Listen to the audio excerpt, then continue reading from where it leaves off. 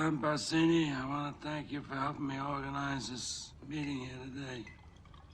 And also the other heads of the 5 families from New York, New Jersey. Carmine Cuneo from the Bronx and Brooklyn, Philip Tatalian. From Staten Island, we have with us Victor Strachey and all the other associates that came as far as from California, Kansas City, and all the other territories of the country. Thank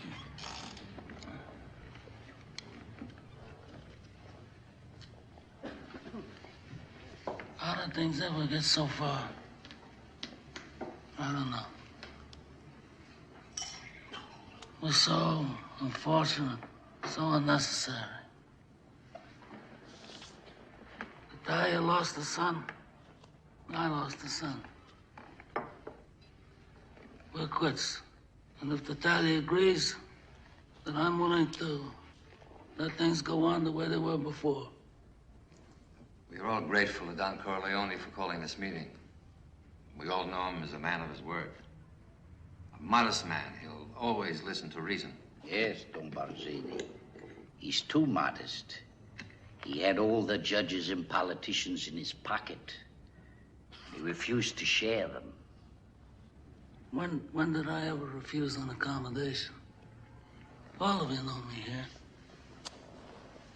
When did I ever refuse? Except one time. And why? Because I believe this drug business is going to destroy us in the years to come. I mean, it's not like gambling or liquor, even women, which is something that most people want nowadays and is forbidden to them by the bits and avanti of the church. Even the police departments that have helped us in the past with gambling and other things are going to refuse to help us when it comes to narcotics. And I believed that then, and I believe that now. Times have changed. It's not like the old days where we can do anything we want. A refusal is not the act of a friend. If Don Corleone had all the judges and the politicians in New York, then he must share them. All he loved is use them. He must let us draw the water from the well. Certainly he can present a bill for such services. After all, we are not communists. I also don't believe in drugs. For years, I paid my people extra so they wouldn't do that kind of business. Somebody comes to them and says, I have powders.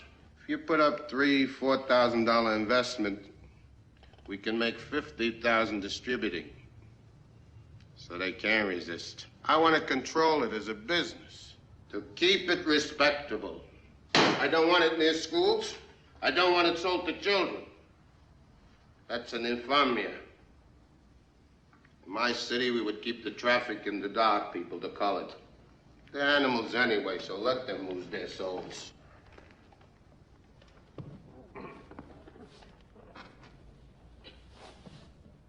I hope that we could come here and reason together.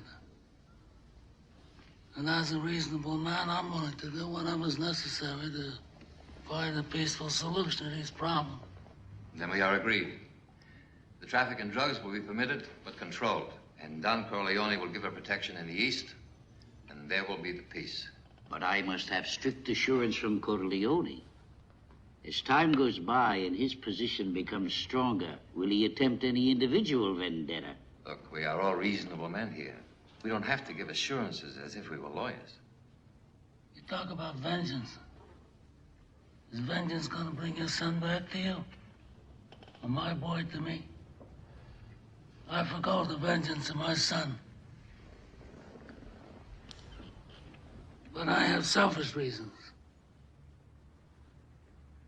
My youngest son was forced to leave this country because of this Sonrası business.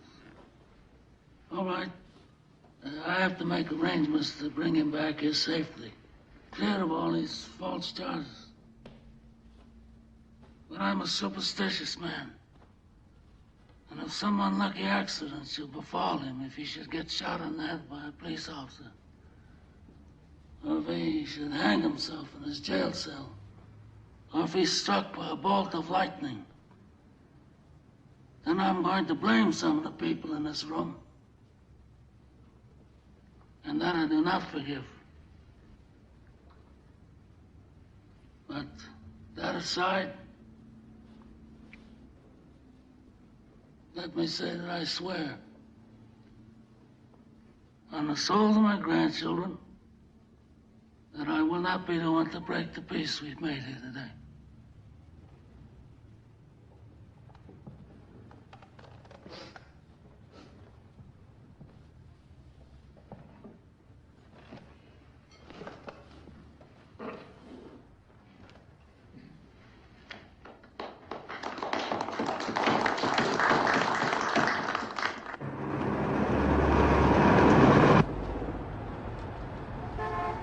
When I meet with the Tatalia people, should I insist that all these drug middlemen have clean records?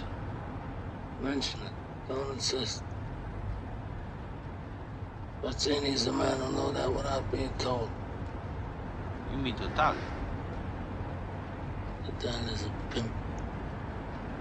He never could have outfought Santino. But I didn't know until this day that it was Bazzini all along.